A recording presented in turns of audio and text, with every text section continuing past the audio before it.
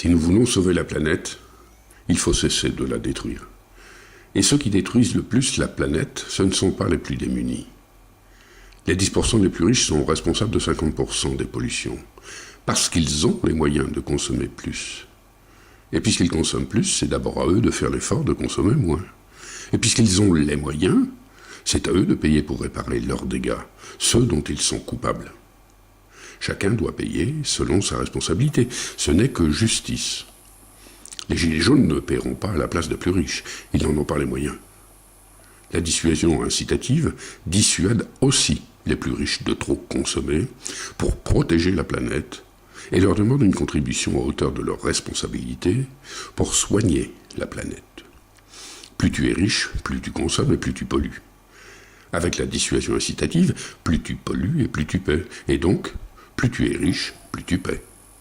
En sauvant la planète du réchauffement climatique et des pollutions, la dissuasion incitative met fin à la fracture sociale, sans même la combattre. Il n'y a pas d'autre solution. En tout domaine, le nerf de la guerre, c'est l'argent, même dans la guerre contre le réchauffement climatique.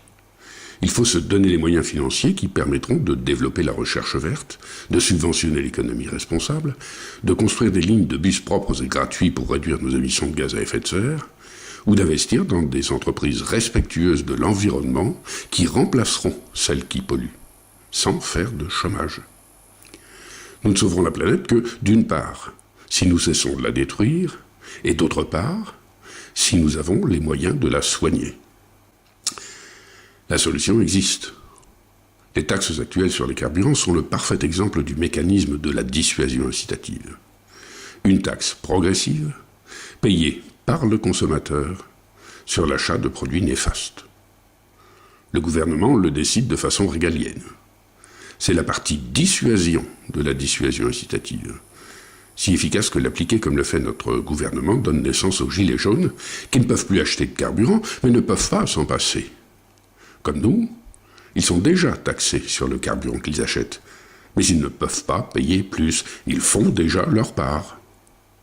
Le gouvernement répond en gelant la taxe. Le manque à gagner est énorme.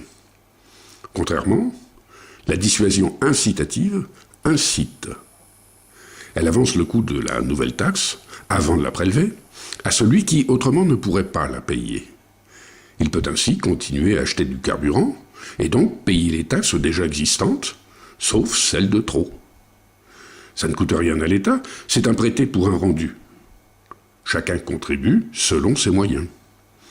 Tant qu'on peut payer, on n'est pas remboursé, mais on sauve la planète. Les taxes non remboursées, payées un peu par les gilets jaunes et d'autant plus que l'on a les moyens de polluer, touchent de moins en moins de personnes, mais augmentent sans cesse et vont intégralement à la préservation de l'environnement. Chacun paie selon ses moyens et son impact environnemental. Les 10% les plus riches, qui émettent 50% des pollutions, paieront pour 50% des pollutions. C'est tellement simple. Pourquoi n'y avons-nous pas pensé plus tôt ? Parce que jusqu'à aujourd'hui, ça n'était pas possible. En quelques années, tout a changé. Parler de la pluie et du beau temps, c'était dire des futilités, c'était ne rien dire. Aujourd'hui, rien n'est plus grave que de parler de la pluie et du beau temps. Nous sommes sous la menace climatique de la fin de l'humanité. La situation est tragique. Or, on ne saute pas par la fenêtre d'un immeuble quand l'escalier est en feu, mais quand le feu est dans la pièce. Aujourd'hui, la planète brûle. Et comme nous n'avons plus le choix, les plus fortunés accepteront de faire leur part. Notre meilleur allié, c'est notre pire ennemi, le réchauffement climatique et la menace de fin de l'humanité. Pour plus d'informations, retrouvez-nous sur notre site http://dissuasioincitative.free.fr.